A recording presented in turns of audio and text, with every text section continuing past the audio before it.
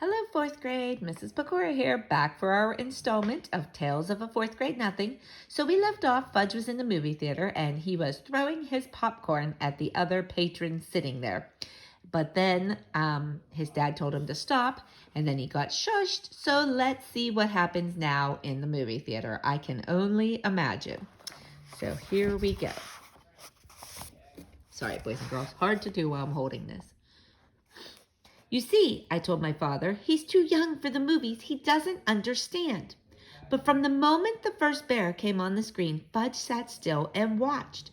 And after a while, I forgot all about him and concentrated on the movie. It was much better than I thought it would be. It showed all these bear cubs and how they lived. I'm not sure when I realized Fudge was gone. I guess it was when I turned to ask him if he had any popcorn left. I had already finished mine and was still hungry. I was really surprised to see he wasn't there. I mean, 1 minute he was sitting right next to me, and the next minute he was gone. Hey, Dad, I whispered to my father. He's gone. What? My father asked. Fudge isn't in his seat. My dad looked over. Where'd he go? I don't know. I just noticed he was gone. Let me out, Peter. I'll find him. Should I come too? I asked. No, you sit here and watch the rest of the picture. He's probably wandering around by the candy counter. I stood up to let my father out. I wondered what my mother would think if she knew Fudge was lost in the movies.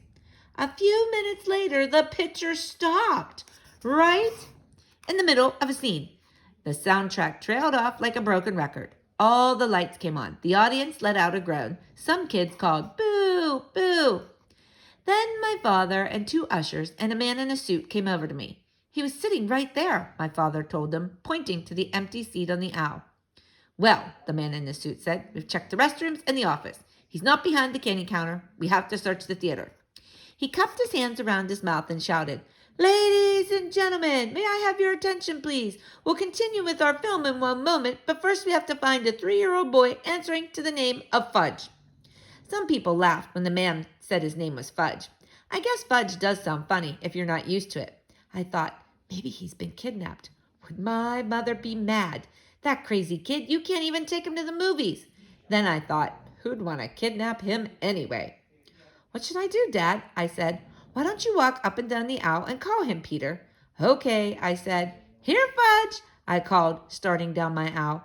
I sounded like I was calling a dog. Come on out, Fudge.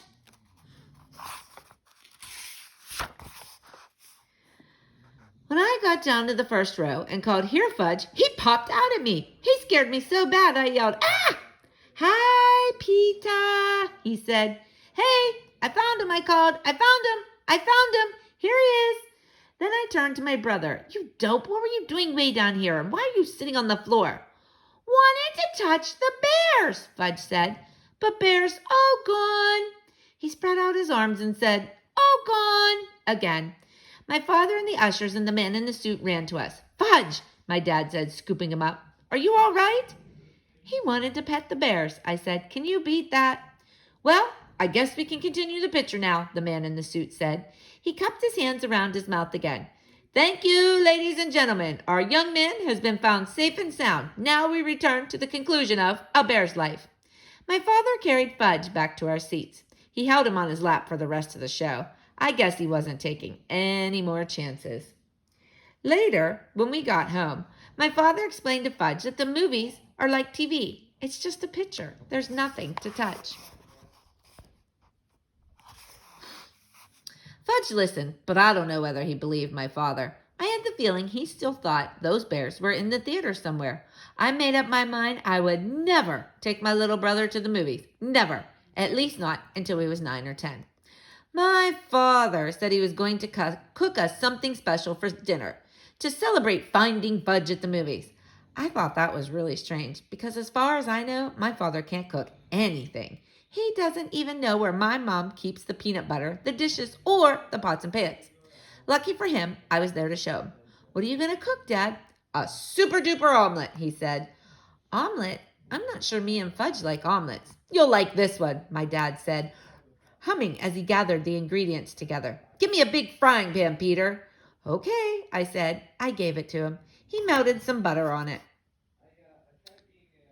What's going in this super-duper omelet? I asked. while Fudge sat on the floor banging 2 pot covers together. "Well, eggs, of course," my father said. "Omelets are made of eggs."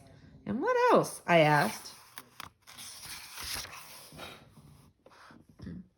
"Oh, I think I'll make it a mushroom omelet."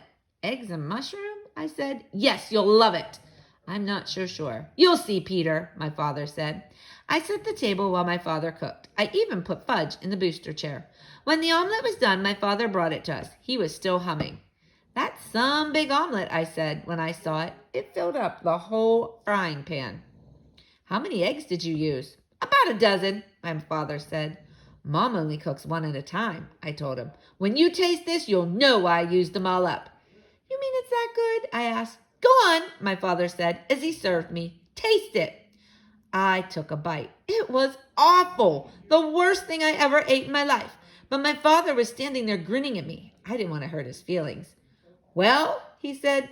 "It's nice," I told him, swallowing a chunk whole. I washed it down with a glass of milk. "You see, your mother ought to experiment more. Then you'd learn to eat a lot of different things." "I don't think Mom ever made me a mushroom omelet," I said. My father put some on Fudge's plate. Then he served himself. Fudge shoved a lot in his mouth at once. I waited, figuring he'd choke on it. Instead, he said, "Ooh, good!" My father beamed. Fudge wasn't smart enough to fool my father, so he must have really liked it. But a kid that can eat flowers and swallow teeth wouldn't know much about omelets anyway. Then my father sat down and tasted his super-duper concoction. He not only choked on it, he spit it out. "Oh no," he said. "This is awful. Something must have went wrong. Maybe the eggs are rotten."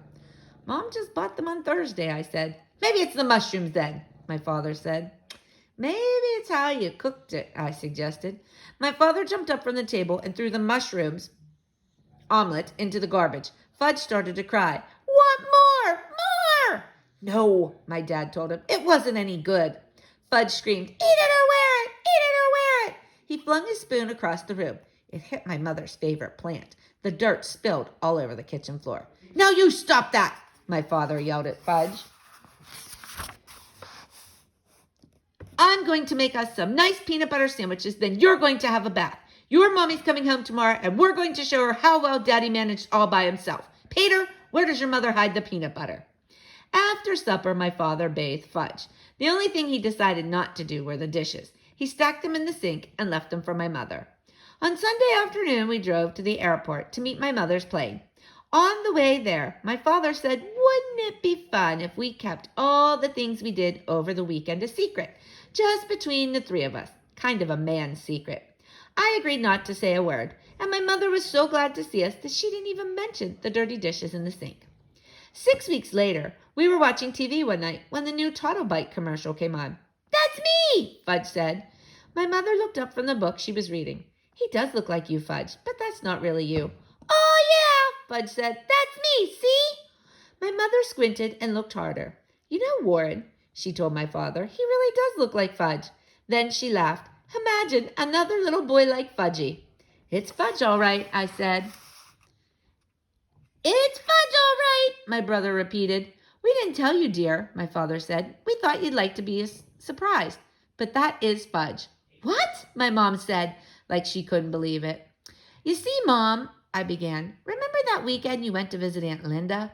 Then I stopped and thought about all the things my mother didn't know, like the puddles Fudge splashed in, and the paper towels up his pants, and how he wanted to touch the bears, and the mushroom omelet, and Mr. Vincent and his big cigar, and Janet and his goldfish crackers.